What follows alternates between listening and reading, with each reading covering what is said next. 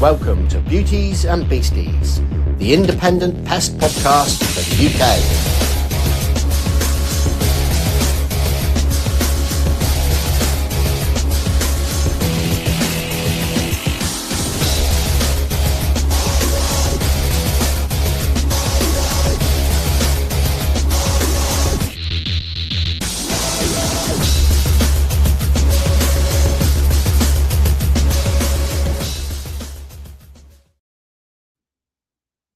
Hello. How are we all doing? I'm all right, mate. How are you? I'm doing good. It's been a good week. I've got plenty done. The weather's been all over the shop, and I don't know, it's the weekend already. I feel like I've only just got going, but because we had the bank holiday, it's kind of like really thrown a little bit of a spanner in my internal, chronometer. So I don't know about you. Did you work all the way through the bank holidays and the rest of it after our, chat about not having days off?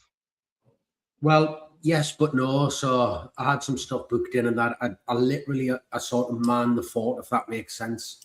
We don't do loads, but we do enough just to keep us ticking over. And then the lads have been back for the rest of the week. Had a good week. It's been relatively sort of sensible week for us, not crazy, but yeah. And then I'm doing a NEBOSH course, if anyone doesn't know. So it's one Friday a week for 14 weeks, and this is week 2. And honestly, I want to slit me wrists. Like, it is horrific. The thing which I can't get my head around is, like, for how many years has health and safety been boring?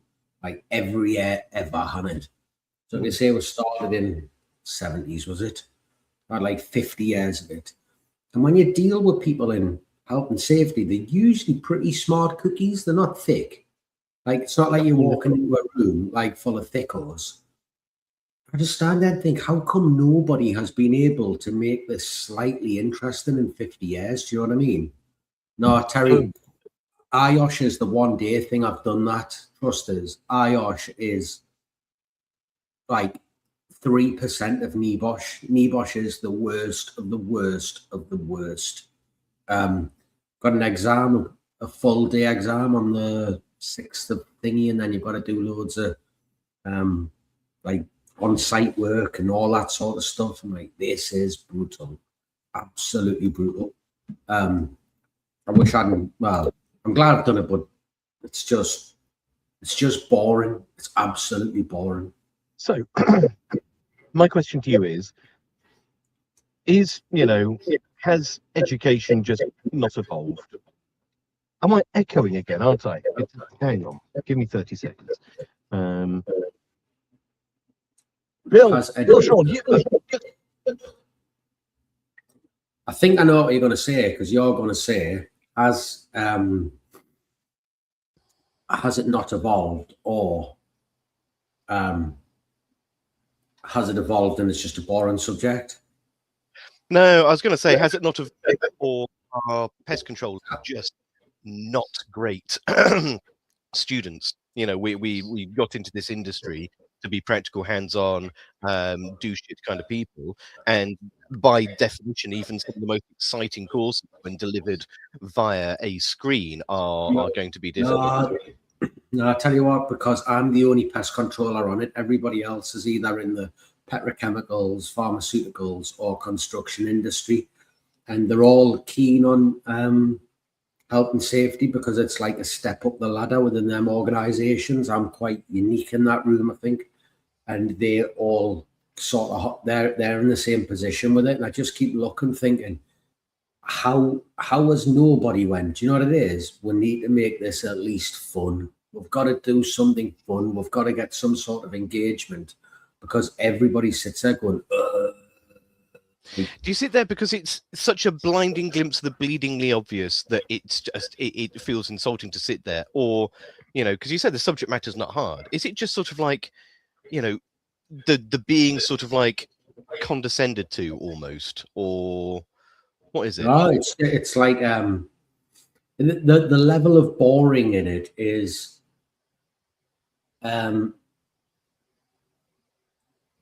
how do I describe it? It's almost You know, I almost feel like I would be more interested if he gave us a textbook and just said to us, read that, and Right. we'll test you at the end on it. Because basically the person stands in the front of the room and just goes through it. You're like, this is death. This is death. And every course that you do for health and safety is exactly the same. As Terry was saying, IOSH and this and that. It's brutal, you know. Like, And the thing is I've spoken to people who have delivered these courses and stuff like that, and they get paid a stunning sum, especially the health and safety ones, because there's a live. Sean, it's you that's really crackling here because I've got my headphones on. I can still hear the echo. Can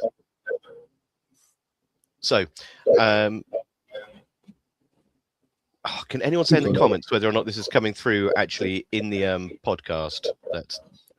Is that rattly? Is that rattly now? Is that better? Let's try again. Is that better or rattly? It's like the opticians. Is better or worse? Better or worse? Yeah, Andy's saying he can hear it as well. Okay. We'll just crack on anyway. I'll just try and think. I was about to say, they carry a lot of liability, but some of the trainers I've spoken to, they get paid a stunning sum to go and stand up there and read words from a PowerPoint ad verbum. And a lot of the time, a lot of them, they're working for larger training companies, and they're not. They're not even writing the material themselves. Someone else is doing it. So it's I don't know. It's not even a lecturer's job. It's not even a teacher's job.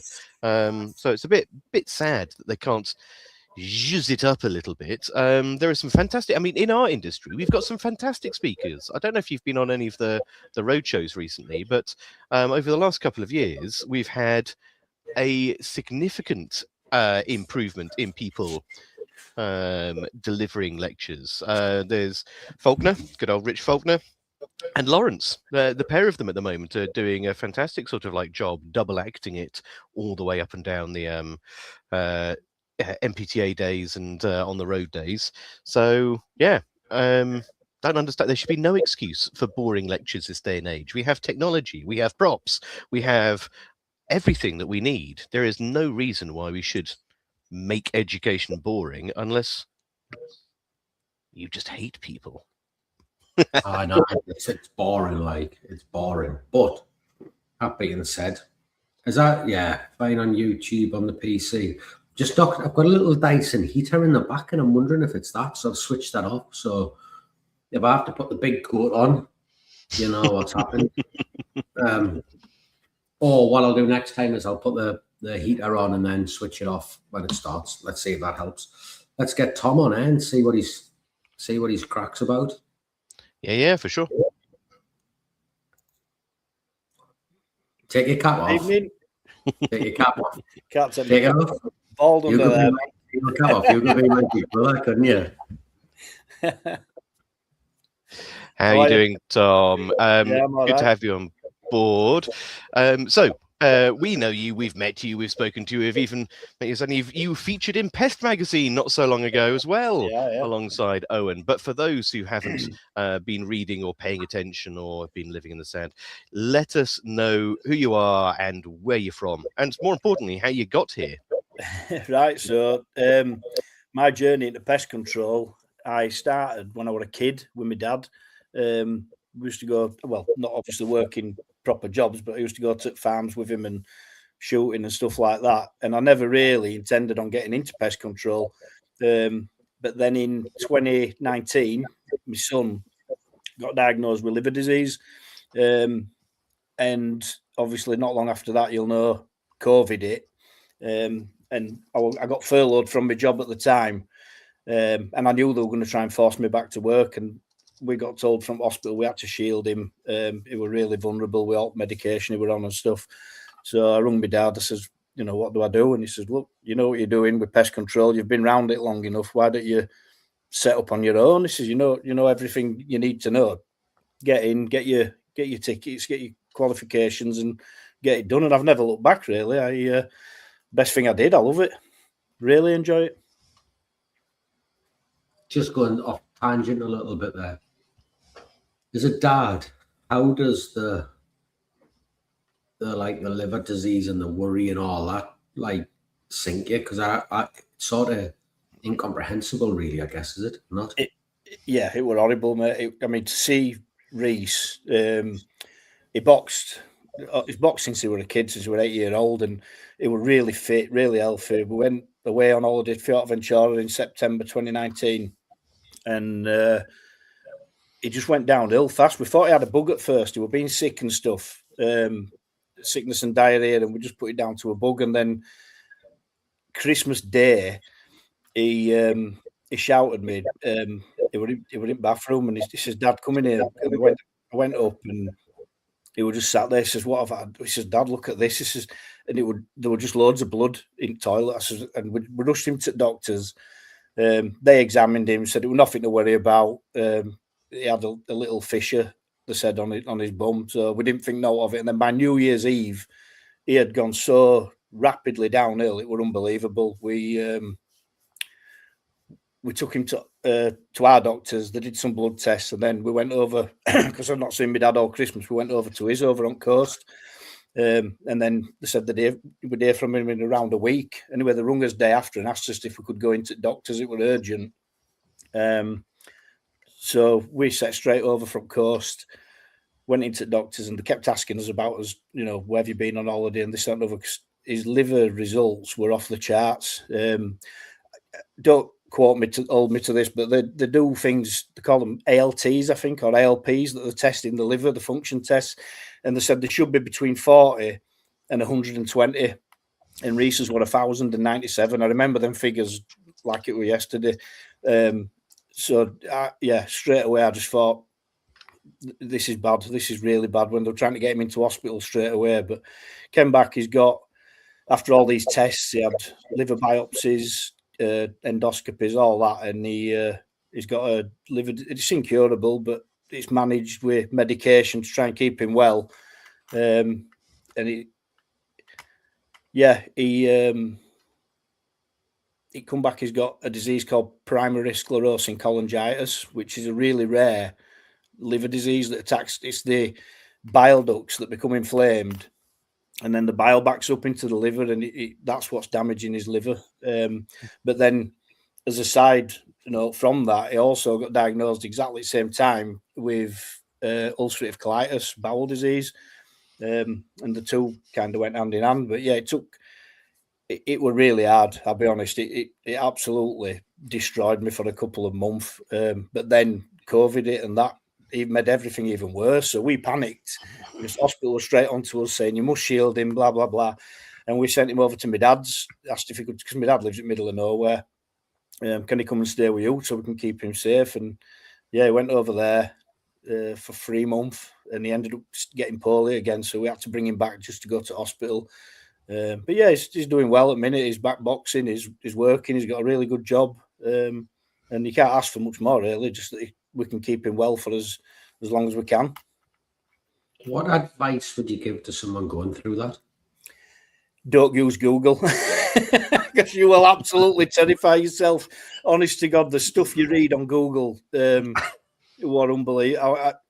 I nearly drove myself into an early grave reading all that stuff. But I think the best thing to do, my advice would be, keep calm and let the hospital, let the professionals do their job, because at Leeds General Infirmary, where he was at Children's Ward, they were fantastic, absolutely brilliant. And even now, he goes regular for checkups and tests and biopsies, and he's at St James's now with adult care. But yeah, he's doing well. But my advice would be, if anything like that, just try and keep calm, think positive, and let them do the job and listen to them. Yeah. That's I absolutely can't imagine it. And congrats on actually sort of like finding a positive outlook and coming through, and for your lad actually sort of like, what the fuck, man? Like, oh, you're not laughing at me, right? Yeah, Terry just drops in there with a comment of, and he's shot at a transplant. Like, he don't actually need a transplant. So yeah. But this is the thing, isn't it? It's like, whatever happens, don't listen to Google or ask Terry. No, so what they do, they monitor the liver, and touch wood, for the last 3 years, he's had no change whatsoever. It's stayed stable, under control, and there's been no more change for 3 years, nothing at all. His results are all good. His liver levels. In fact, his last lot of tests, they actually said you wouldn't even know he had liver disease. So he's doing real well. But yeah, they monitor him, and once they start going downhill, they let it get to a certain stage, and then they'll put them on a transplant list if it's needed. Some people go all their life without needing that with it, but it was so rare. No, it's not like cancer or any diseases. What you know, when you meet someone, anyone, they've all had someone in their life who's had cancer. When you've got someone you can talk to about it, but with this, nobody knew it. I didn't know a single person who. It's so rare. I think there's about 5,000 people in the UK with it. Right. Really? God, that's nuts. Yeah. I mean, sorry, go on. No. I was going to say, how did obviously there's a lot of us at some point will have met Owen, your other son, who's in the family business. How did he cope with that? And is that one of the reasons why he's got into pest control with you? Has it brought you as a change in family dynamics? No, Owen. He was upset at first because he's his big brother, you know. But Owen kind of threw himself into his boxing and his training and things like that. That's how he kept his head clear, I suppose. But it was a lot to deal with because, I mean, Owen were only 15 at the time. Reese was 12 and Owen was 15, yeah. But he just threw his son into his training, and he dealt with it. That's how he dealt with it, going out running and just being there for Reese, really. Good. But he got into pest control with the company he was working for. They weren't really happy. He wanted to leave there. I was getting to the point where I needed an hand and I wanted someone I could trust. So he came on board with me, and we're 15, 16 months in, I think, now. And best thing we did. Really? It's only 15, 16 months? Since Owen came on board, yeah. Have you been? You must have been bringing him to the shows for longer, because I've seen him kicking about for. No, he never came. Longer than. I might have got that wrong. It might be 2 years. Maybe it's 24 months. I don't know. I think it might be 24 months. I'm sure it's only 15. I'm not contradicting you. I just feel like I just feel like it was at least one Pestex ago that you introduced me to him on the stand. So maybe I don't know. That's where I'm going crazy. Very, very likely either which one there. But yes. So tell us, most people say that they got into pest control because of, a career change or X or Y. But actually, you are one of the few out there that is, you're a multi-generational pest control family, aren't you? It's you followed your father's footsteps. Yeah. So how long have you been doing it then? Did you always want to follow your dad? Going with my dad on farms and on farmland, shooting and with rabbits and stuff like that, probably 40 years. I was 5 years old when I first went with my dad, I think. But that doesn't work. You don't look a day over 30, man. Yeah. I loved being outside, mate. I've never been one for being indoors and sitting in the house and playing games. I won't bothered for that. I'd rather been out with an air rifle or going with my dad with ferrets or going around farms. I loved it. It was just life. It was just how it was.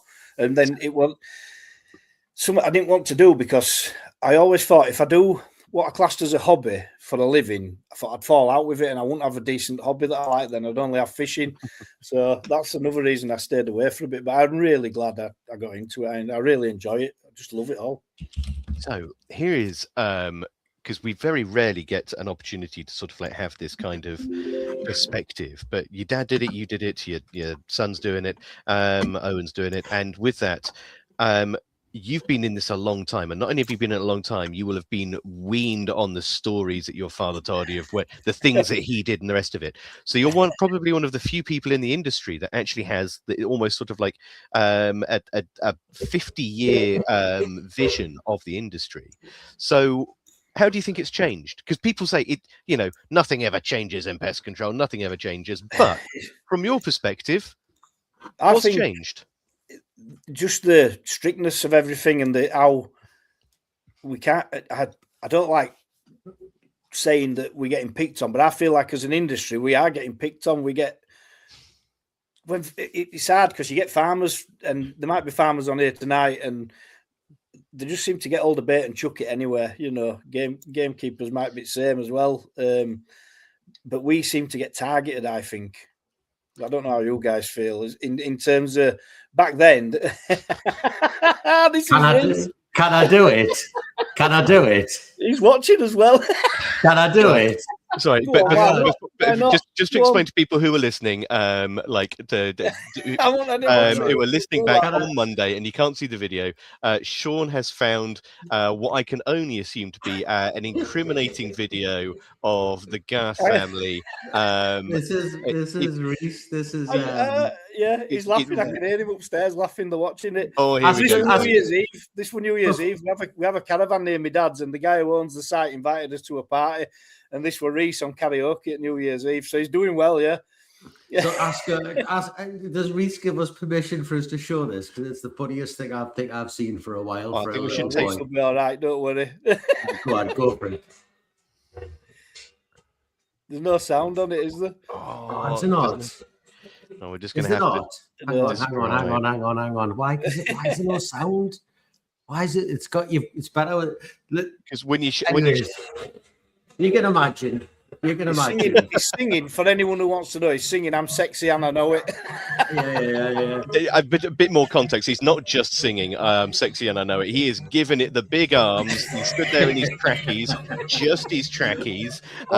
He is all over the shop. No, now this has turned into something a little bit different. He is, ladies and gentlemen, I strongly suggest that you don't rewatch this episode on live. You know, just He's going to chin me now. yeah, that's it. He's going to chin me now. I'll see if I can get it so the music's on because it's better with the music. It is. That's absolutely class. Yeah.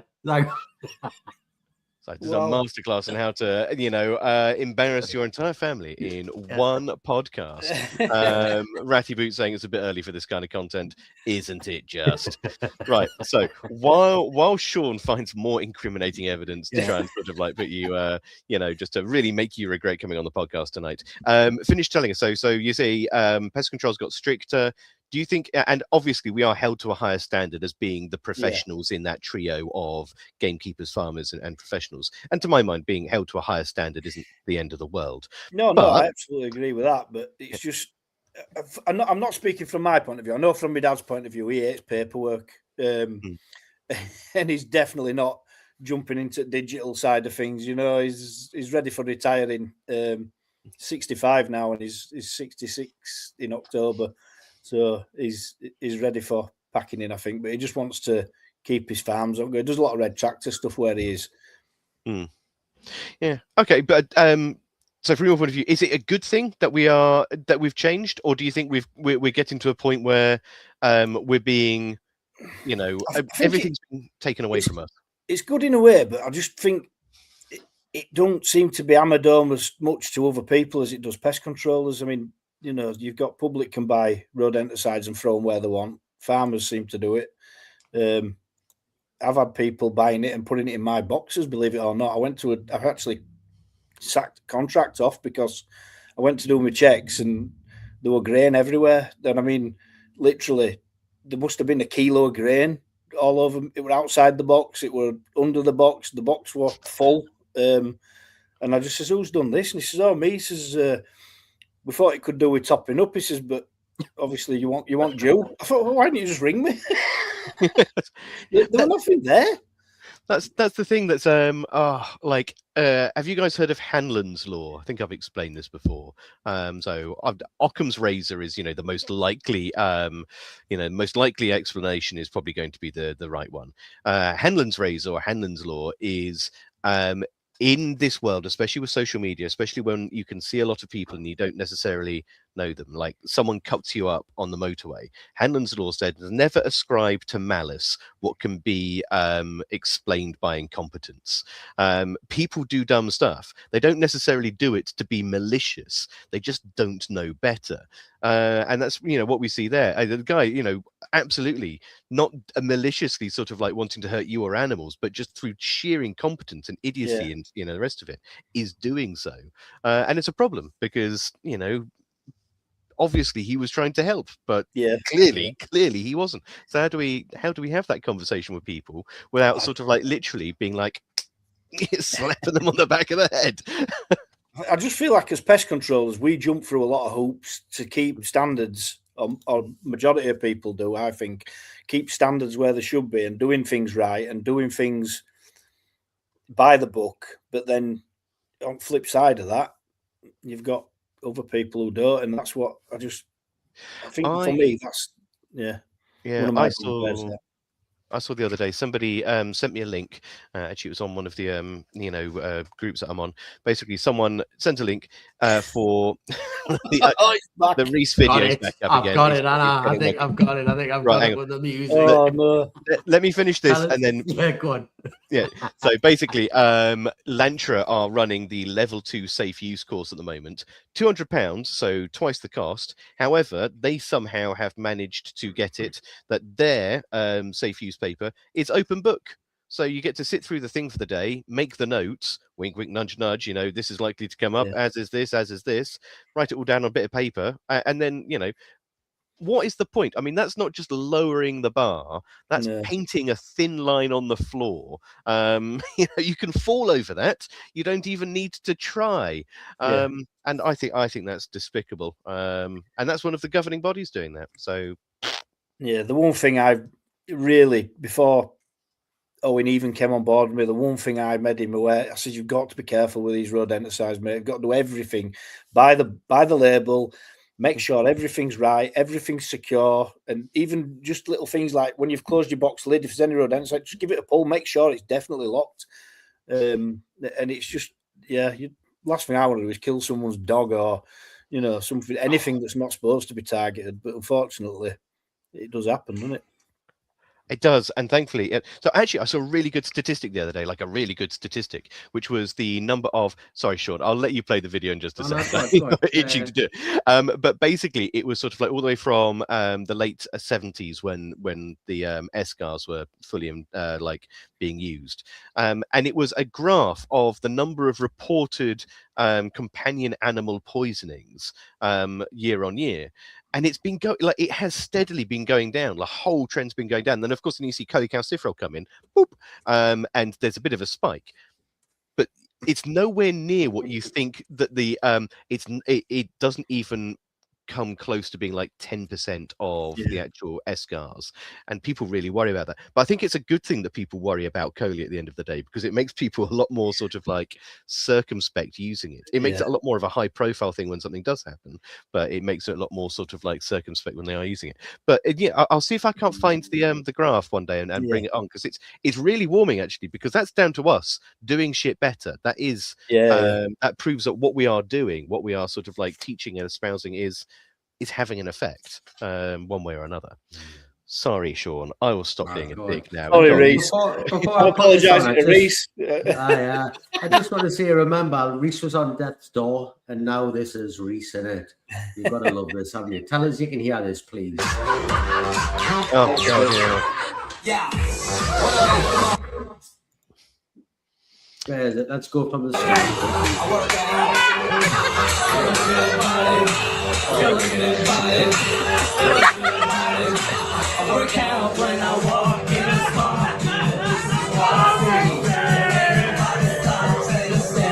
the wow. Wow, exactly, wow. No race.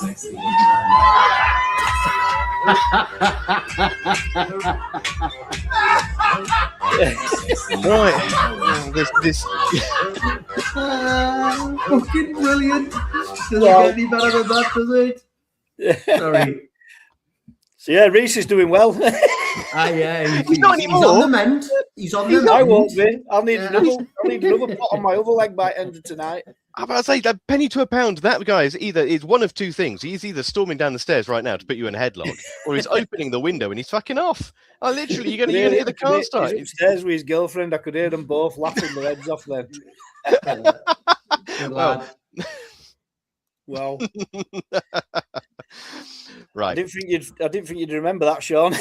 When you were talking about him with his cutlass, I thought, I just wonder. Yeah, exactly, just like his dad. Fantastic, yeah. But I tell you what, we're doing. Ellen knows me as well, so yeah. Does she? We need to I've never talk done about that, I don't think. we need to talk about this rat in the drain with the valve. Otherwise, we're going to get to the end and be like, "Oh shit, rat in the drain valve." Give a bit of background of what was going on and what you did. That was Right, the so- worst. Like that was so non sequiturs. Like what the hell was that? That was like literally just straight in there, no butter. Like there's this Yeah. funny video. Also, let's talk about rats in drains. So Fucking hell. we got a call for rats in this house. They'd had an extension built. Owen went Yeah. out originally, and then I met him at the job same day. He went out to have a look, and I'd been doing a bird proofing job with another pest controller.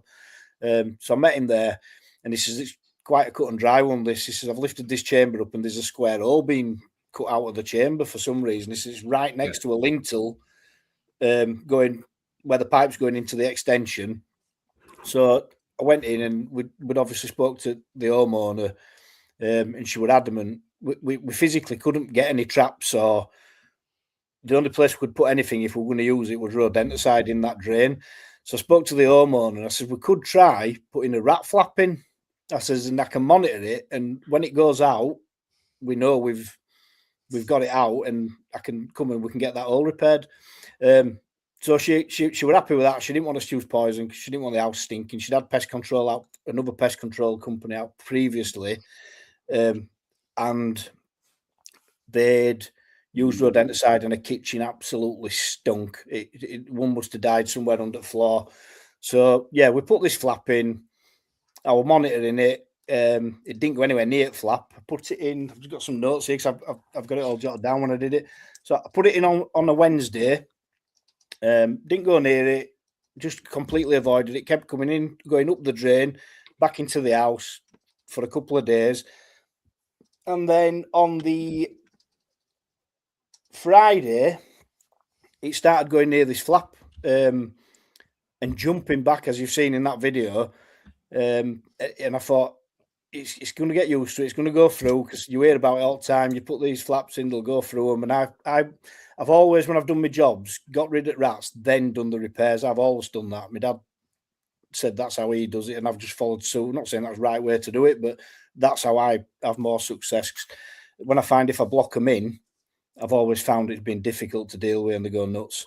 So I thought, Saturday morning, I sent you a video, both of you, and it was nudging the flap and jumping back. And Lex, you sent me a message back. He said, I think it'll be through by Monday. It'll be gone through. Yeah, I was convinced it was. It was so close. So 5 days after that, this rat just all of a sudden started going absolutely nuts. It would dig in soil and bits of rubble out of the square, the side of the square hole. It had actually chewed through part of the floor and come out in the house, and had never been seen in the house. It was going mental. I thought, I'm going to have to go down there. I sat outside the house, and I waited for the rat. I took the flap out of the drain. I waited for the rat to go. So yeah, this what it. Oh, hang on. We can hear you talking through it, Sean. Can you hear us now? Nope, now you've stopped. No. Oh, yeah, So yeah, this is probably as close as we got to it going through that flap. So when it started going berserk and digging all the rubble that you can see there in that square hole, I've no idea why that was there, to be fair. I don't know why anyone would do that in a chamber. So that little white thing that you can see in the hole is the lintel that goes under the house where the pipes go through for the downstairs toilet, where that rat's just gone. So I had to go down. I sat outside the house watching the camera, took the flap out, and as soon as I saw it disappear, I put the flap back in. I thought, I can't get back in now. Monitored it for a bit longer. There were another rat came, did the same with that. And then there were some young'uns. The young'uns would not go into the drain at all, even with the flap not there. When I say young, they were really young. So when I eventually, I had to use rodenticide because they just wouldn't go through that flap. No matter what I tried, they went berserk, chewing holes, digging. They just won't go through it, mate. Right. So before Sean starts, because we've kind of like talked about this, but the funny thing is with this is, to me, I'm convinced that this would have worked because, of course, it's it's a flap. It's not that heavy. The rest of it. And what's more, to my mind, to my thinking, the flap on one of these is no different from the same mechanisms that we find in live capture traps, which have been proven. We've seen them work. We've seen animals sort of like wander into like multi-capture traps, tin cats, like the tin cats that the Americans use, for example. It's the same mechanism. It's just a little metal flap that they push out the way and then they walk through. And I've seen videos of black. Now I hasten to add, it's black rats in Asia doing this. But the really interesting thing, the reason I was showing that video is because the black rats had learnt that if one of them got caught, it squeaked and it was really upset. And then the second one came along and it worked halfway in, halfway out. And then the other one got halfway under, and they basically worked as a team to open the gate and both walk out again. So I don't understand why brown rats wouldn't. I don't know. I know there was something else actually I forgot to mention. So when that first rat went out, once I realised there was a second rat there, because I'd only ever seen one on the camera at a time, I actually installed over that square hole a body grip trap. And I thought, once it comes through into drain and triggers that body grip trap, I'll catch it there. Again, because they didn't want rodenticides using. Then it wouldn't even come into the drain. It wouldn't even. The neophobia was so heightened in these rats, and I've no idea why, because that's the first thing we did. We'll put that flap in, and I don't know if it was the flap that caused that or if they were already really weary anyway. But yeah, they weren't going through anything. They won't go through that body grip trap even into the drain after that. And again, then we started getting problems where they were in next doors. Again, that was somewhere else they'd never been at that point. Stuck. What's it? I'm just thinking. I think tell us why you agree or disagree, because obviously you were there, Tom. I think what's happened is once you put the valve in and they see the valve, it's game over. And if you trap them away from their food source, which is obviously the drain, then they get the raging on. And I think it really, really properly upsets them. And then once they've got the upset on it, then that's it. I think you almost shot your shot, haven't you? That's how I see it with them. So in that drain, I don't know if you can bring that picture up again. There's only two connections live in that drain. So there's the one where the line that's straight where the flap's in, that goes to we cameraed it all. That goes to the upstairs toilet. And there were no faults on there. But what there was round the corner was another chamber where the rats had been stored in the shit. Basically, I call them shit cakes. My dad laughs his head off when I say it, but they've been dragging the shit into gaps and eating it. So we cleaned all that out, and the homeowner's partner, I've never met him at this point, but he agreed to wash that out every day with hose pipe. So there were no food source for him, and I thought hunger, yeah. So where the rat is now, that straight bit, the connection to the left is blank. It's just capped off. It's not connected to anything. The connection to the right, where it's just sniffing now, goes to the downstairs toilet, and then the pipe behind it goes to the upstairs toilet. So we made sure there were nothing at all in them pipes, with the theory of if they go through that flap, they're going to get food. And we made sure that chamber were cleaned every other day, so they weren't storing any crap. But yeah, they won't go through. And in the end, we did have to use rodenticide on them youngers because they wouldn't even get in the drain. And they were probably, I'd say, 6 to 8 week old.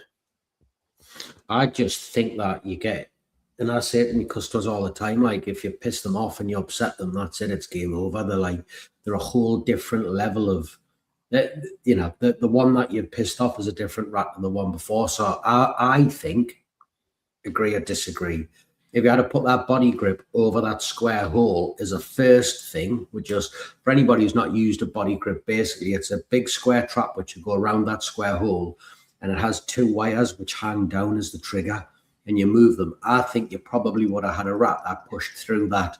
But possibly. Once you upset them, I think it's game over. I don't think they'll have anything. I think they just know. Yeah. It possibly. But yeah, I don't know if it's, it's got to be smell, because them drains are pitch black. There's literally no light in there at all. So it's all got to be smell and touch, what they're using. But yeah, that body grip trap was a second idea. And I just thought, if I can catch it in that, again, the lady were quite patient with us, to be fair, and she let us do all this filming and stuff and using cameras in drains and swilling the drains out. She was really good about that. She just didn't want them stinking her house out.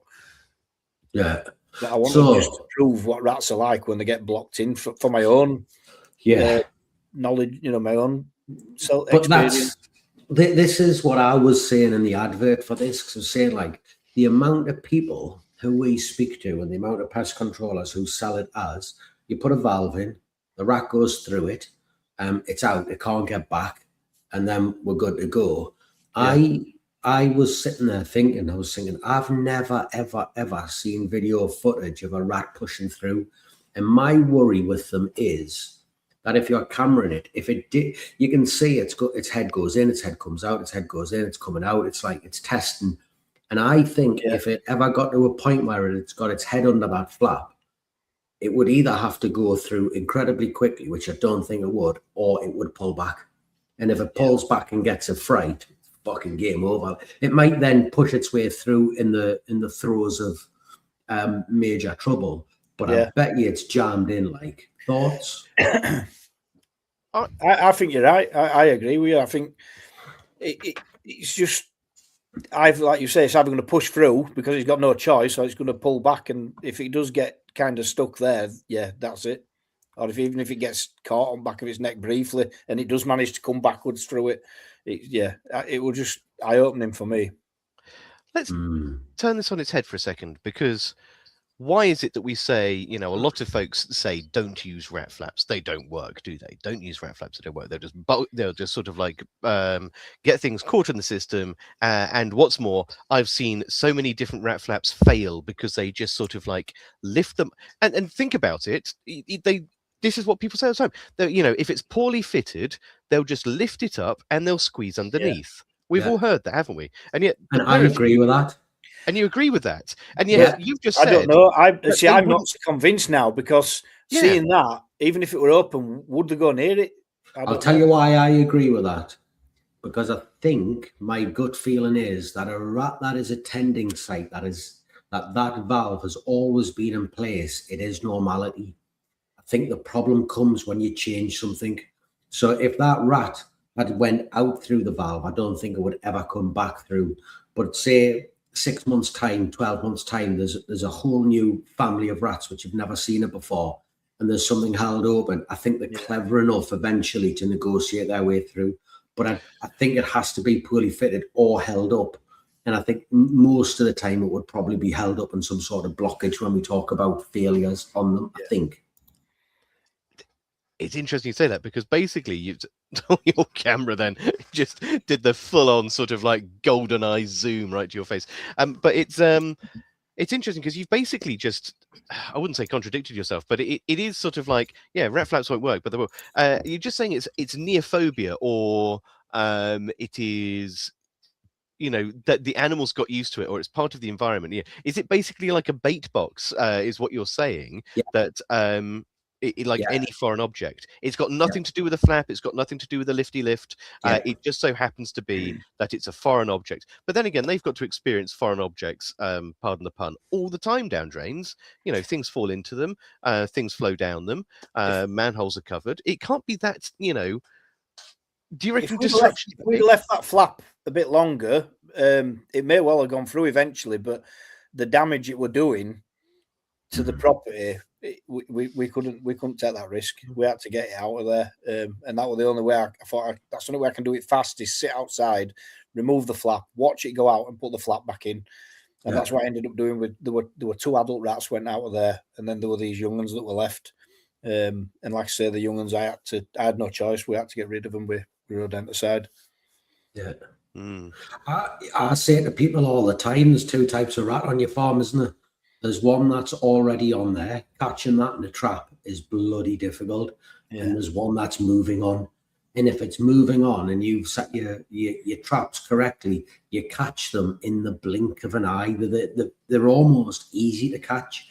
We can catch 100 rats off farms in a year with fen traps in the blink of an eye. But if I turned up to a farm with 100 rats on it and set fen traps, you'd be lucky if you catch 6. Because they've already been there, and they're not. As soon as there's something down, they're like, no. And as you were saying, Al, if And one of most them of the jobs gets, you go to, rats are in there and established, aren't they? So they know yeah, what's coming and what's different. and if one gets walloped, that's it. It's game over. They just know, don't they? Squeaking and I- all that. Like, nah, no, we're not playing that game. We've had rats refuse to take rodenticide when it's even in plastic trays. Yeah, And then as soon as I've taken it out of plastic trays and just put it loose in the loft, it goes like that. It goes straight away, but they will not go near plastic. I've got some video footage of that somewhere, of it jumping back from a plastic tray. really. Yeah. Yeah, yeah. But And we've, it's just plastic.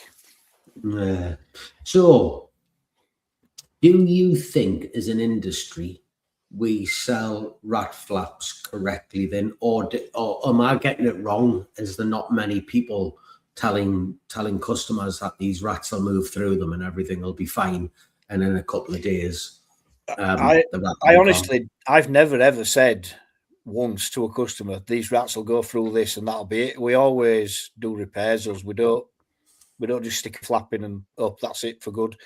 We do patch lining with the mesh. We've only just started doing that recently. And if it's a redundant line and we can cap it off, we'll cap it off properly with steel bung, instead of just a Asda bag or whatever else people use. But I'd rather do a repair than just put a flap in me. It's just how we are. I'd rather do that rather than waste my time going back. So this is the question, because you're right, it was a game changer, and Rick summed it up really, really well then, which is, you know, we weren't born with rat flaps. They are actually in, for a lot of us, they're a relatively recent addition to our toolkit. Not, you know, the rest of it. So to read adverb and what Rick spoke, because actually it's really good, was, I remember when they were fairly new in the UK, and they're basically a bit of a game changer. Suddenly you had a cheap way of stopping really complicated issues that oftentimes never got resolved simply due to cost. And that's, you know, very great. It offered a cost-effective alternative to what would otherwise be a very costly repair. Now, it's arguable that the costly repair is the right way to go, but cost of living, austerity, last 16 years. Thank you, Terry. Sorry. Just say thank you to Terry. He's gone, but yeah, he just sent me a nice message about Reese. But there, so what's these game-changing things that came in?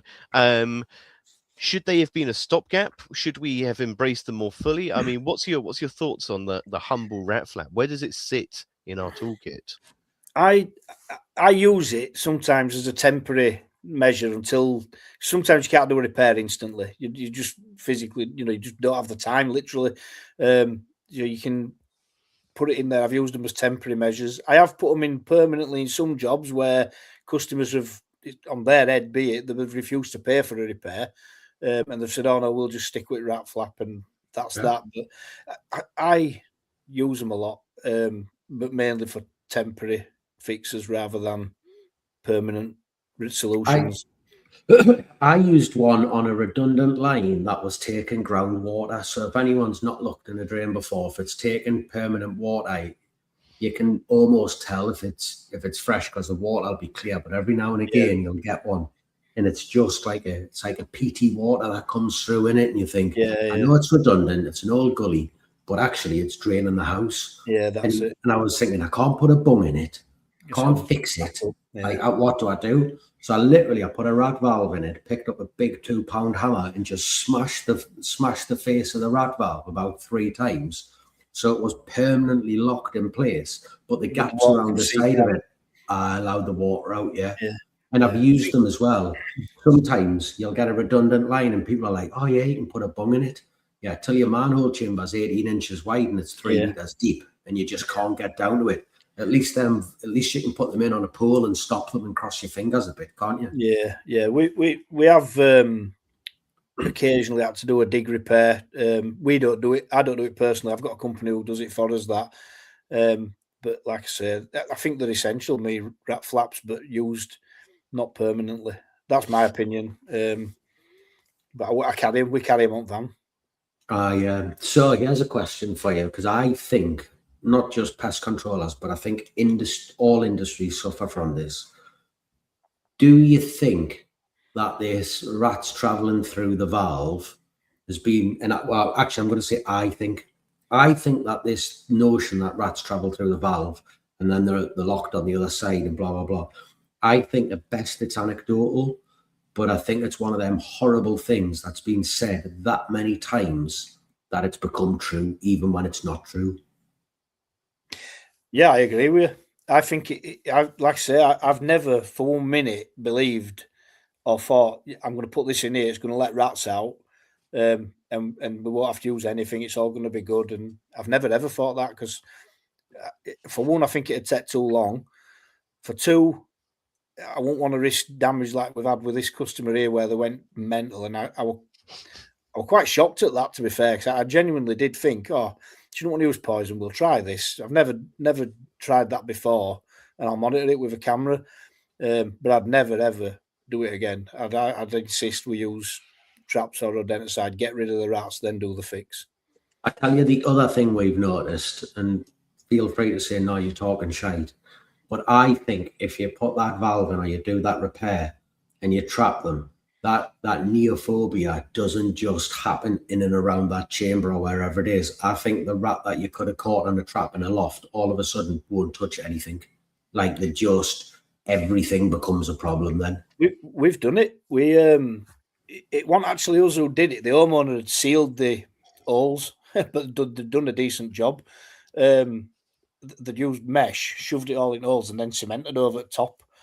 And yeah, we had a stinker of a. To be fair, that went on for about 5 weeks, and I actually think the last 1 or 2 probably died of starvation rather than being trapped or being poisoned. They're just, they're terrible once they're trapped in. That's why I've always believed, get rid of the problem, then do your repairs. That's just how we work, and my dad's always taught us that. Yeah. Can I run something by you? Because this is something that I have done and used, and I have used to success before. So it'd be interesting to hear your guys' opinion on it. So, rat flaps aside, so I believe that there is 2 types of proofing. 2 types. Type 2, we'll start with the arse end first, is your exclusion proofing. That is, I don't want the rats to come back. That is, I have killed the rats, they're gone.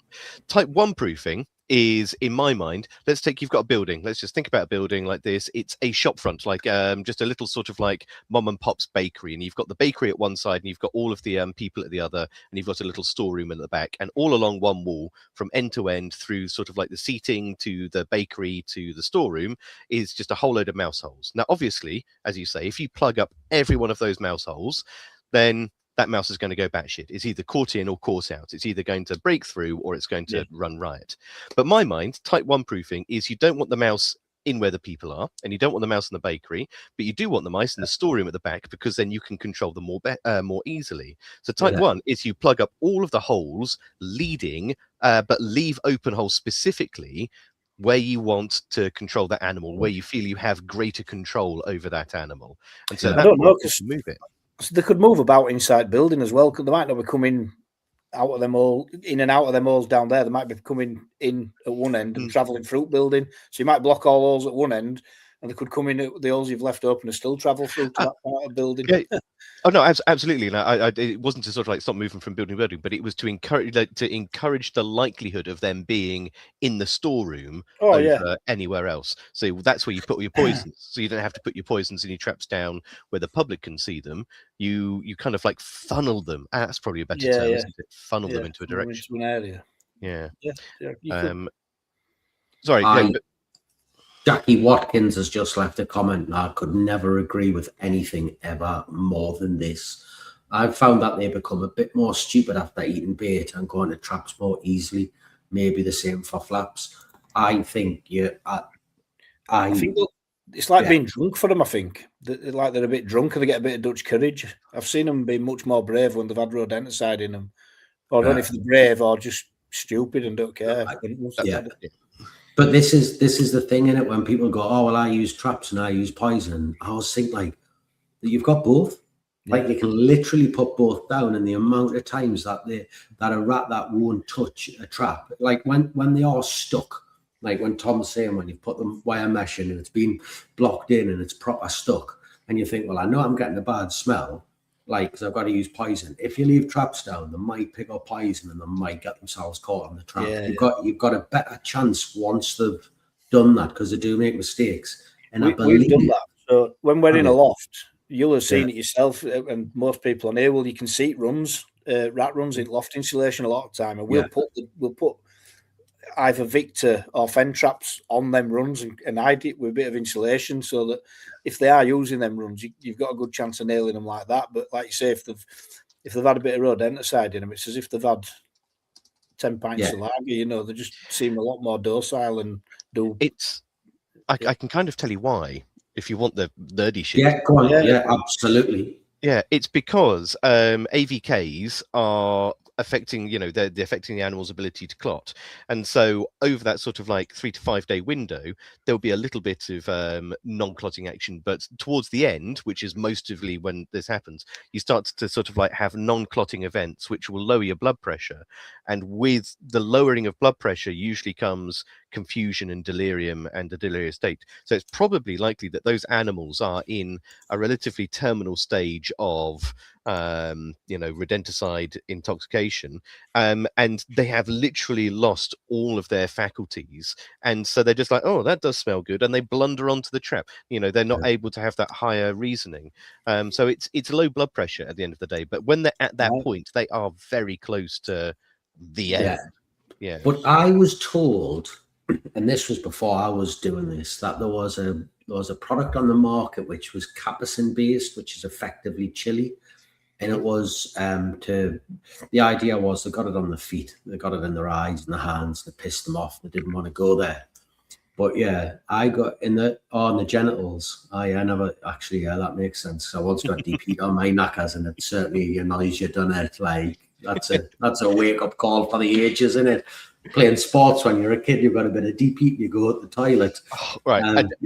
But just very quickly, I've done one worse. Has anyone got sort of like SFS? So basically with when you've got permethrin on your face or cypermethrin or anything like that, and it makes your eyes itches and the rest of it. Of course, I used to work in the factory where that was made, and I got some on my hands once and didn't thoroughly wash my hands before I went for a piss.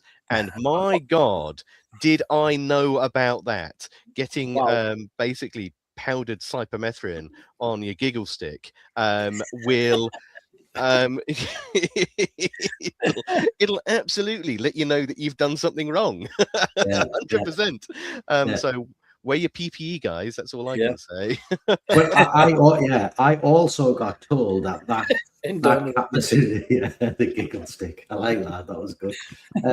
I got told that capsaicin thing created a similar sort of thing, that they would make mistakes. They would just be that like sort of consumed with it that they would all of a sudden they would end up on a trap because that had happened, and you're like, interesting. But we don't have that anymore, do we? No, I think it's because it genuinely was not that. Like, I remember the guys when they brought it out showed me this case study. They're like, it's amazing. We started on the very top level of the building, and we basically floor by floor, and we pushed them out, and it sort of like pushed them away. And I was like, are you sure, or have you just put this down and it's completely altered the behavior of these animals and you just aren't seeing them anymore? And then lo and behold, it went quiet a little while after that. So I was like, probably that one actually. I'd love to see that it still worked. There's some really good sort of like exclusion things out there. But no, yeah, you're right. That one seemed to be a bit of a flash in the pan. Maybe it was just operator exposure was too high. People just... Tell you the other one, which is sort of similar like this. Tom, you keep bees, don't you? Yeah. Tell you what, the first time it got me, when you keep bees, eventually you get to a point where getting stung isn't that much of an issue. Yeah. And you'll just pull a stinger out and sort of throw it away, but you end up squeezing the poison sac on your hands or your fingers, and you touch your tongue with it.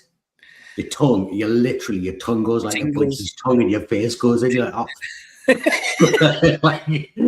But they use that for tightening up women's faces, don't they? I didn't know that. I didn't know that either, did they? I am Poland. They have like an electric grid, and what happens is the bee, almost like a pollen trap type thing. When the bees land on it, it gives them a tiny little electric jab, and it causes them to eject the venom, and they leave it underneath, and they collect the venom, and that venom is what's used in women's pharmaceuticals for tightening up the skin. All I can say is after having a drop on your tongue, you know exactly why, because you're like, oh. I hadn't heard of that, to be fair. I didn't know that. That's more expensive than gold, isn't it? The one I've got is the Victorians used to use bees for rheumatoid arthritis. So they used to get a bee, and the doctor would pick the bee up, and he'd place it between the knuckles of the patient who had rheumatoid, and intentionally like sting, Yeah. because because rheumatoid arthritis is an inflammatory sort of like imbalance in your body, and so the stings would give the body something else to deal with other than the sort of like rheumatoid arthritis, and so it worked by all accounts. You just had to go and periodically get stung repeatedly on the hands in order to yeah, I know Victorians had a lot of good things going for them, didn't they? Yeah, they did. Yeah. So, rats and valves. Yeah. Do you think as an industry we are knowledgeable enough on them, or do you think we need to do more research in terms of actually watching their interaction to see what's going on? I think more research is needed. I watch the guys on YouTube who give a lifetime guarantee. Christian. That's all they seem to put in, but I genuinely don't know how they don't get called back. You know, if they're doing that and there's rats inside, I don't know how they're not getting called back left, right, and centre. I couldn't hasten to add on Christian's YouTube, but yeah, YouTube. I don't know, maybe, but the thing is, we did. Maybe they do work. Maybe they install them in a certain way. Maybe they do go back periodically and make good on the damages. But I might start monitoring them more now. If I use them, I was literally about to say, could you talk us through, because you've got some really good footage here. I mean, like weirdly good footage of that. So for other people who want to do the same thing, instead of just sort of like dangling your nice shiny Reolink camera in what can only be described as a shower of shit, how did you manage to get those photos? Like what were you doing? Talk us through the setup so other people can copy you. So we lifted the chamber up. I installed the camera on a movable bracket that came with. It's a blink camera, Amazon blink camera. That's what I used. Comes on a bracket that you can move to different angles and stuff. And we set it up on Wi-Fi. And at first, I was struggling because when they were getting a shower and things like that, the camera was steaming up. So I left a tiny, barely visible gap to let the air flow through, and then we weren't getting any steaming up then. So it was a bit of hit and miss first couple of days because it's steam. Because once it steamed up and it was sealed, it was steamed up for hours, and until I could go back and let it breathe a bit. So we got to the bottom of that. But yeah, we're just literally a blink camera set up and put an angle in the drain. But I've used them loads. I use them blink cameras a lot. Yeah. And what? Hang on a second. Do you put them on the customer's Wi-Fi? Is that the easiest way to run them? I do if they'll let me. I have got a SIM card and a wireless router. I can, as long as they'll let me use a little bit of electric. If I have had to use that twice, once on a farm where there were no broadband near it, and another time at a customer's house where she were hardly there. She literally didn't have broadband. But yeah, that's the only time I've ever had to use that router. I do have one, but if it's just easier to connect to customers' Wi-Fi, most of the time they'll let you. And I use them for monitoring traps and stuff like that, so I'm not wasting my time visiting traps that haven't been triggered or haven't been effective. Oh, that's a good one. So tip from someone, let me put that up here. Tip from someone who used to do astrophotography. You need to generate a bit of heat. This keeps the lens clear from condensation. So such a thing as a telescope heater, which I imagine is just sort of like a bit of coiled copper that just runs a current through it to keep it warmer than the rest of the environment, and just going from there. Why you grin at me, Sean? Like what? I've had it on them quiz things that we're trying tonight, and I've just went back to the comments to see Hugh. Right, what is it? Pale cream shrinks the bags under your eyes. So I have bags under my eyes, and Hugh doesn't. And he's older than me, so I now know his secret, don't I? So normally when I'm watching this, I'm reading them comments, but I literally forgot they were there a lot of the time. I just, just paying attention to you guys. Mm. Yeah, the blink cameras, I think they're good for. I pay, I think it's £8 a month or something. You can have as many as you want on as many different hubs, as many different locations, and we use them a lot. Me and Owen, we really do use them a lot. So say that again. So you buy You buy 10 blink cameras. Yeah, you buy the cameras and they come with a sync. It's called a sync module. The sync module connects to your customer's Wi-Fi. The camera just takes 2 batteries, 2 AA's, and you can put them anywhere. I mean, I've got some at home here on my chicken coop to keep an eye out for foxes, and it's got to be 25 yards from the house, and it's still picking up a Wi-Fi signal. You know, they're decent things. Right. I do need to find an alternative because for years and years I've been a Reolink convert. Reolink this, Reolink that, you know. But recently, I've got, they're over there. I can't be able to get them. But 2 of the expensive 4G point to click. Yeah. Both of them broke. One of them fails to initialize, won't do anything, and the other one, installed as per manufacturer's guidance, filled up with water. Like genuinely filled up with water. I was mortified. And these, even on the sale, are about £200 odd each. I was like, never need to buy another camera again. Every so often, Amazon have a 50% off sale, and when they do, I buy a load. But you get them. You can stand them freestanding with a rubber bung that goes in back, or you can put the bracket on. Like I say, the bracket just clips in the back, and it's got 2 holes to screw it to whatever you want to screw it to, a beam in a loft. But yeah, we've had some. I think we've probably got somewhere in the region of 40 cameras.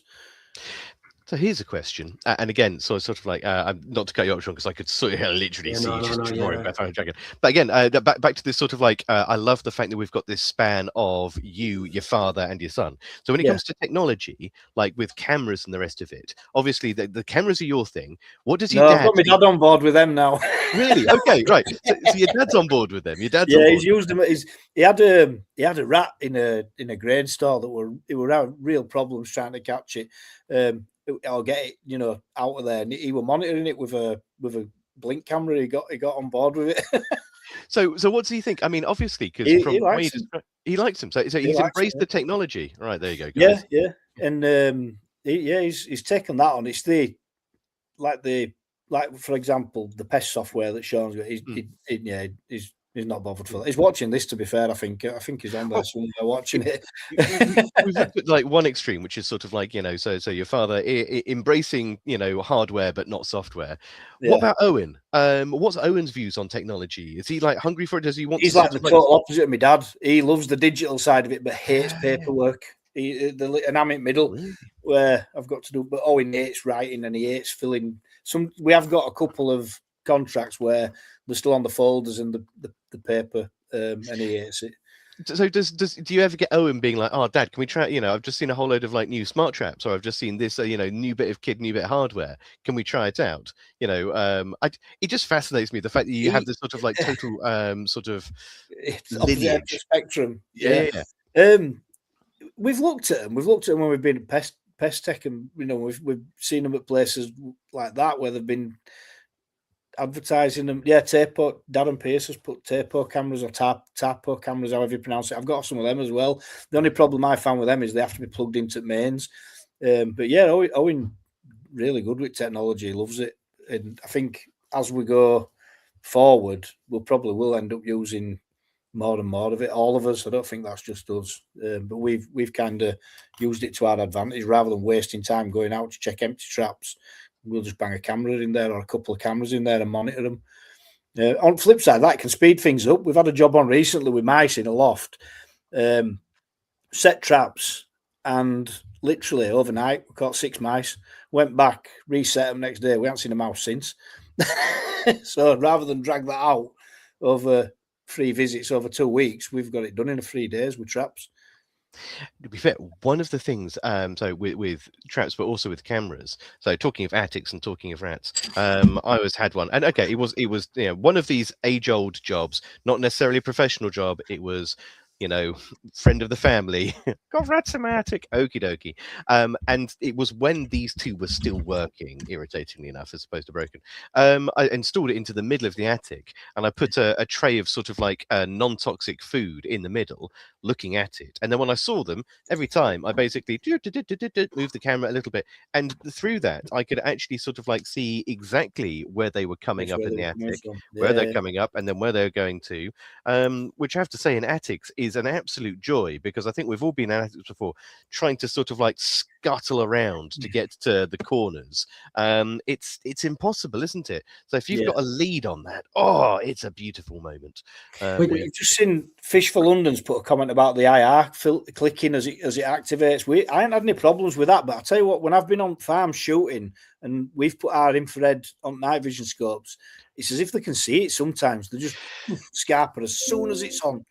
They can. I swear they can. Foxes especially. I have had so I've got a couple of static cameras up around, you know, the farm that I always talk about. I've got a couple of static cameras on there, and I will see the foxes walking through the field. Donk, my IR comes on, and they will like laser beam the thing. And this thing is stuck halfway up a building with a sort of little camo sheet on it. They gotta be able to see it. I can remember back before all that, we used red filters on lamps. Everyone, you know, you'd be like, oh, it's supposed to be better. They can't really see it as well, but I'm convinced rats can see IR on an air rifle scope. I guarantee they can. So, which cameras we're looking at here that you're using? So the black ones, the blink outdoors. You see the one where you've got them's them. I use them. You can use them outdoor and indoors. The only difference is the indoor ones are wired. The outdoor ones are wireless and run off of 2 AA's. Someone was asking which one, so I'm going to drop this link in the thing. We get no money from this. We're not an affiliate. It's just one that Tom fucking likes. So that's what I use. Yeah. To be fair, this episode brought to you today by Amazon Prime. Yeah, exactly. But look at this one. This is like a panoramic rather than have something that moves, which pisses them off. Yeah, I think that's just the bracket though, isn't it? And the cameras sit in it, is it? It's 2 fisheye lens side by side. So if a fisheye lens has got an angle of view of like, what is it, 140 degrees or something, then if you got 2 side by side, it's pretty much looking at its own bum.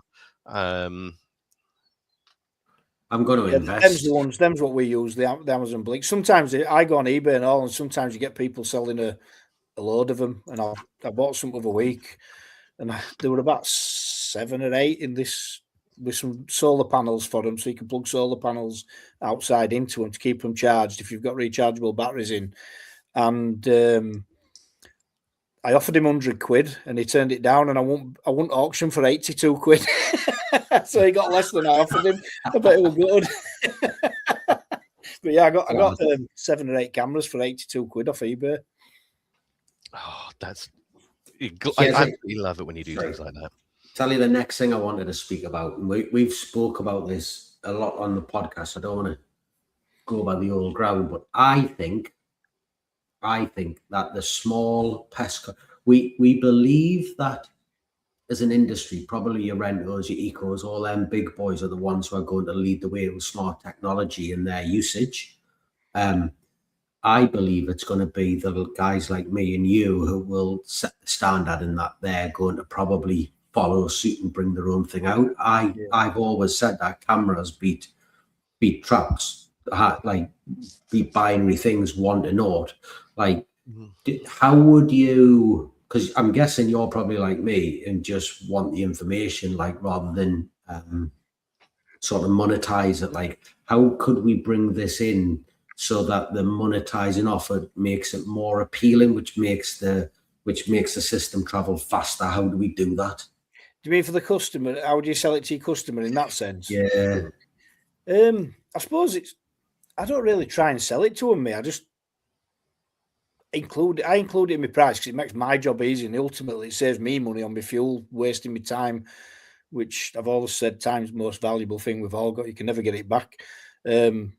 So I don't try and sell it, but it is a good way of getting jobs, I find, because when they find you're using technology and you're monitoring stuff constantly, I think it gives them a bit more reassurance as they're not just sticking traps in a loft. They're actually monitoring what's going on. And like Alex said, you can sometimes find where they're coming from rather than using tracking dust. And it's all there. And you can show your customer. A lot of times they don't want to see rats, in my experience, but you can show them, say, oh, this is what's happened.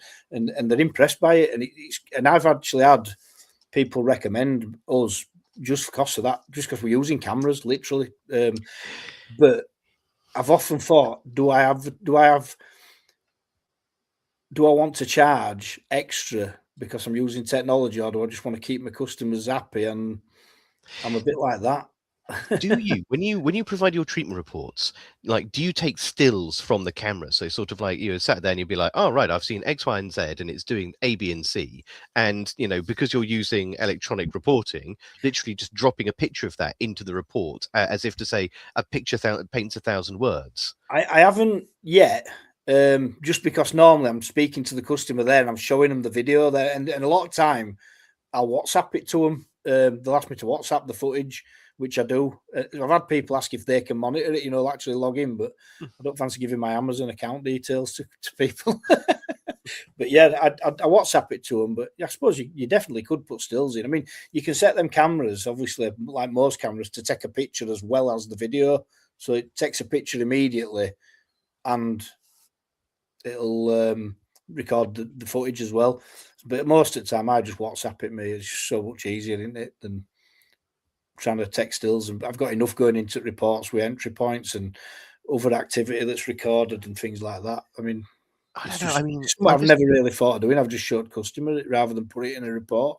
I'm thinking from sort of like from the point of view, when you're looking back on a report in years to come, or the rest of it, having that picture there sort of like is a fantastic A, de memoir, but also B, sort of like it's an irrefutable sort of like proof of what's gone on. Because you can say to the cows come home on your sort of like site survey, I saw rats here and I saw evidence of rats there. But at the end of the day, I could say that I saw, 3 pink hippos tap dancing across the street.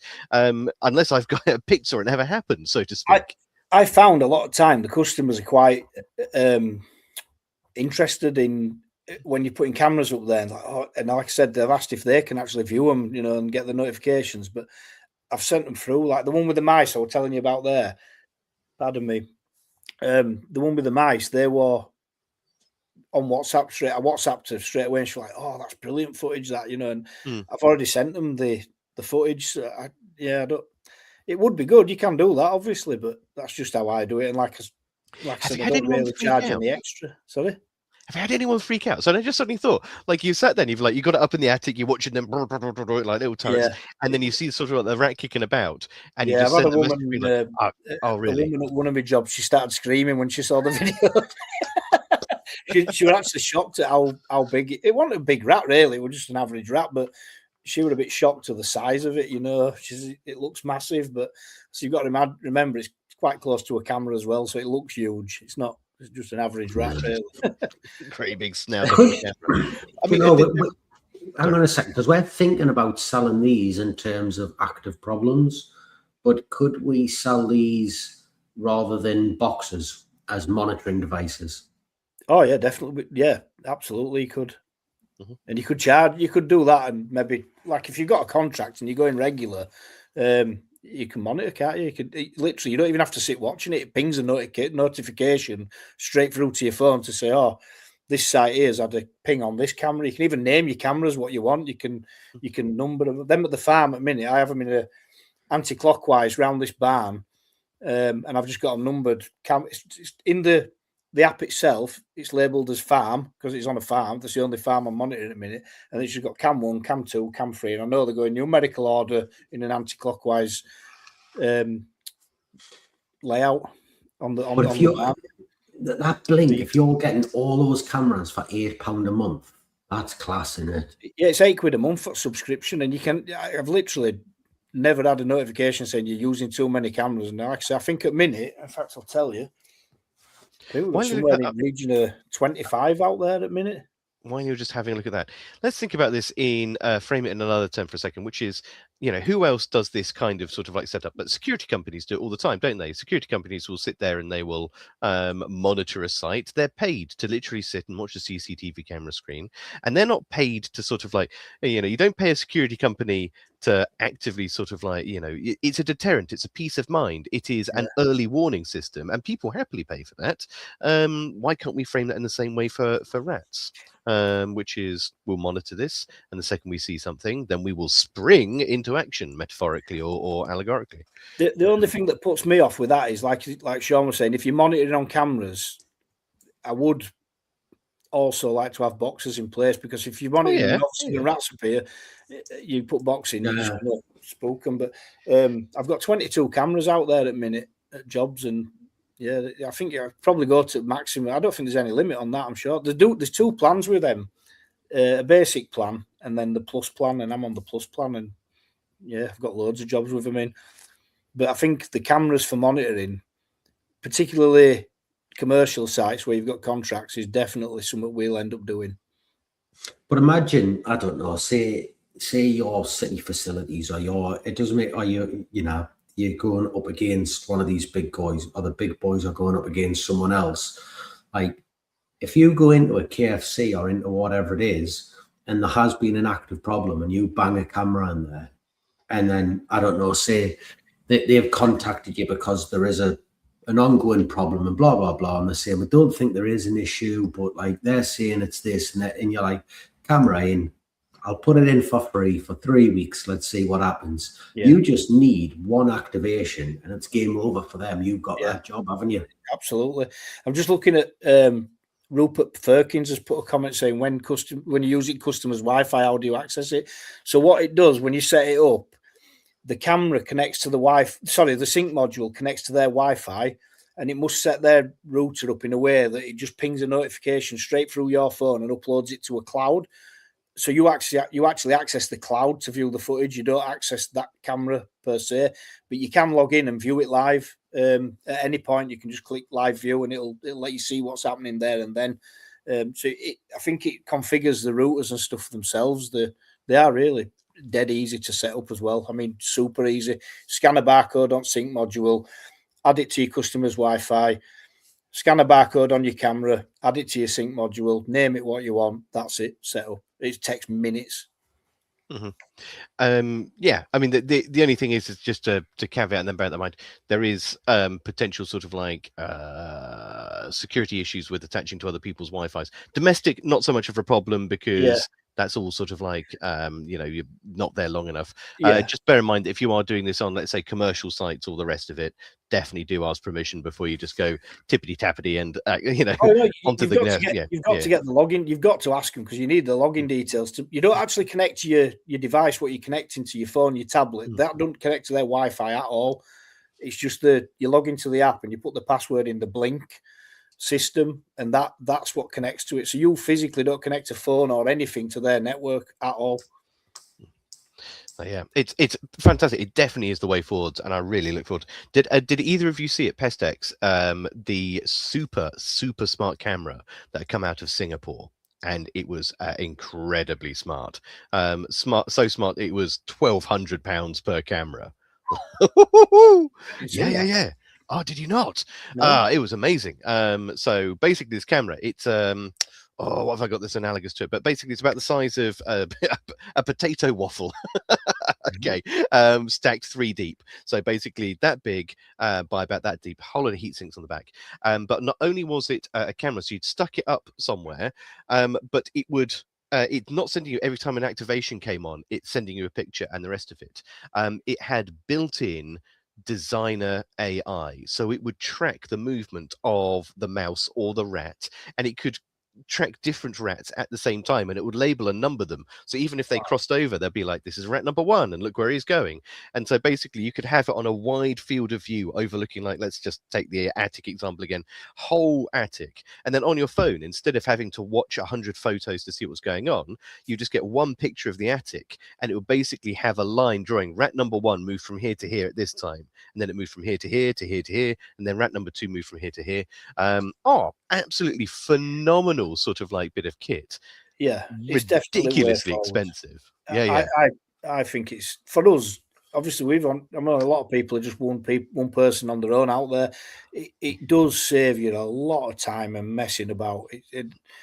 It's invaluable. You can be out doing jobs and literally monitoring jobs while you're at other jobs. I'll never go back. I'll never go back to just going and visiting empty traps. We'll never do it. Well, we've got 5 minutes left. Go on, give us the thing that you miss most about. Hang on, let me ask one question. If you are looking at traps that regular through the cameras? Has it changed the way you set them up, the way you place them, the way you bait them, the way you interfere? Not really. Still set them up same. We use mostly black cats, and I've always set them same way. Bit of pepperami or a licorice, all sorts, with some rolled oats around them. The only thing I always try to do is put them as flat as possible. We obviously just don't want them falling over, but no, it hasn't really changed how we set them or where we set them. We just monitor them with cameras. We try and get the camera.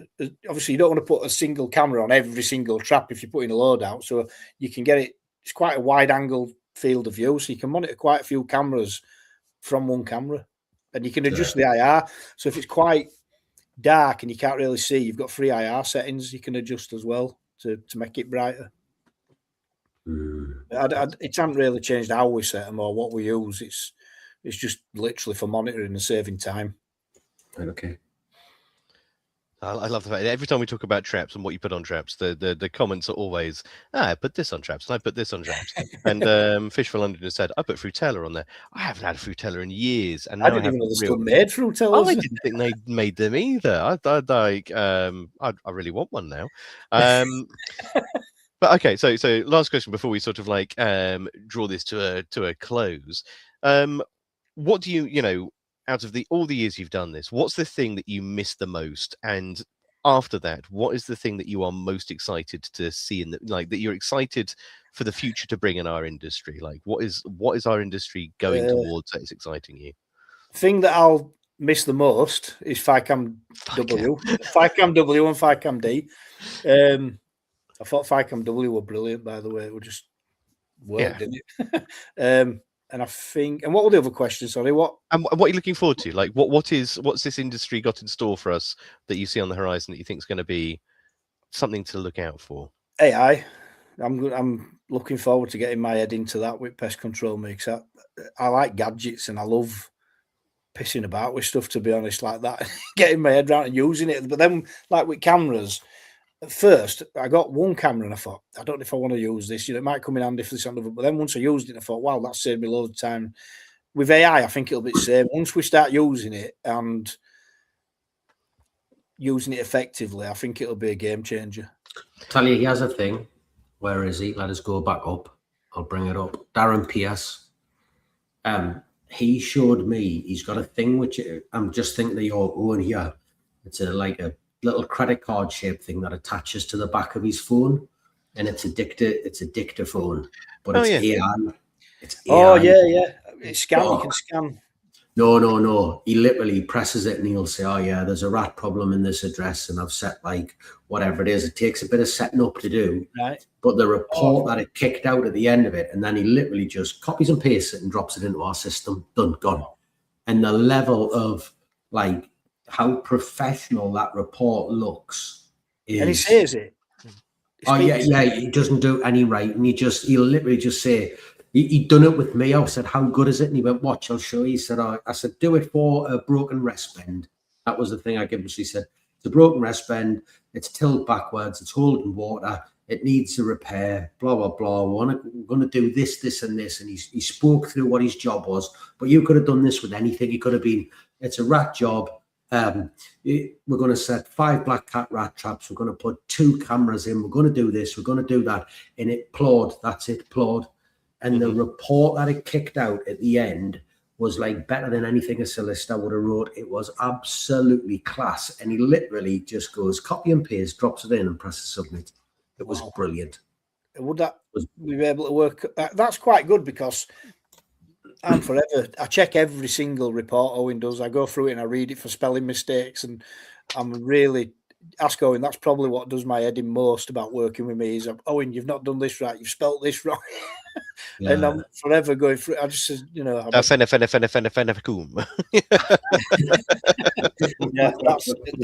that's something I'll look into. What's it called? Plod. Plod, yeah. Oh, Yeah. well, It was I use something similar brilliant. called Fieldy, which is another AI wearable, and I use it exactly for the same thing, which is I have my best ideas when I'm driving. Like, so I'll think of articles to write, I'll think of sort of like research avenues that I want to follow, and it's always when I'm driving because it's when my mind is most at free and most sort of like untethered from the world. would that work with your software? Yeah. Would them work with So, yeah, we've been. This is. Hang on a second. Let me just bring this up. This is what Darren's saying. He's saying, he's saying, just set up your. Sorry, Al. Just set up your prompts. It's an amazing bit of kit. I'm sure Darren will absolutely help you with setting up your prompts. And you've got one similar, Al. Is that what you're saying? I've got a similar one, and yeah, I just talk to it, and it records it all, and then I either the transcript from it, or it'll just sort of like condense all of my notes for the day, and it'll tell me for me, it categorizes them into tasks and will put them into my calendar for me. So if I would say things like, oh, I've had this really great idea, remember to sort of like email John about rats in trains, it will come up and just say, do you want me to add this to your Google Cal? And you're like, yes, please. Done. When you put there dictate to Chat GPT, when I ever use a microphone on Chat GPT, it comes up as gobbledygook. It literally just a bunch of letters that don't make any sense at all, and I just can't get it to work. I can type it in and it works fine, but yeah, I'll have a look at that. Might make things easier, speed things for up. anyone watching, I believe without a shadow of a doubt, this is the future of report writing. My issue and worry with it is that I'm going to end up buying it, spending a load of money on it, and then someone will create something on your phone where you don't need the device, where you just go click like da da da da da, and it does it for you. Very quickly. Maybe put a microphone on your pest software that you can get it integrated. Mate, that's yeah. But again, it's the cost, isn't it? Yeah. Just very quickly, for anyone who does want to put their treatment reports, just bear in mind that all of these, Chat, Gemini, even Copilot, all of these are cloud-based AIs. They're large language models, and they will talk to one another. So if you are uploading confidential information to them, it is available to all of them because they're basically sharing this. So be careful that if you are using this to write reports, that you're not including any confidential information within those reports, because although it's not going to be indexed and searchable, but to all intents and purposes, it will sit on a server somewhere. And so especially if you've got an ISO 9001 accreditation, which says this is how I look after data and data management, then, or QC management, I should say, just be aware that AI, don't put anything to AI that you wouldn't want to sort of like leave on a bit of paper in the pub, so to speak. Yep. Yeah. Yeah, that's the best way of describing it. Actually, that's a fantastic analogy. Where's my fucking AI tool? That's because anyone knows that he's a fucking idiot. He was an idiot. And well, Tom, we're at half past. I've thoroughly enjoyed it. Loved the footage of the rat and of Reese. Shall we watch it again? That's quick. Instead of the outros. He's literally going to kick my head in a minute. Yeah. Let's see him. What is it? Reese! Come down here if you're watching this still. Say hello. Yeah, go on. Thanks, everyone. Let me have a look. We've got to put this back on, haven't we? Like, come on, Reese. He might have turned it off in embarrassment. Oh, he's coming. I can hear him. Here he comes. Oh, hang on. I haven't. Reese. I think I've done the. I've got to share it with the audio. Reese, come in here. Say hello. Come say hello. No, Hugh, don't make a reel of Reese. It will confuse people horribly. He's in shower. I didn't realise. Owen, I could hear walking about. Let's have a look at this. Go on. Come on, Reese.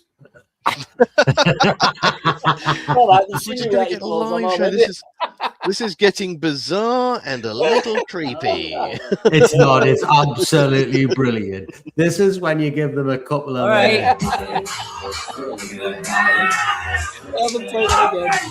Reese, you're famous with at least a dozen pest controllers up and down the world.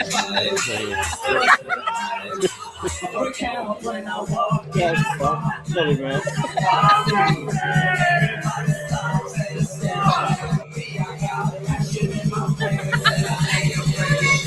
my red face. I'm embarrassed for him. More race.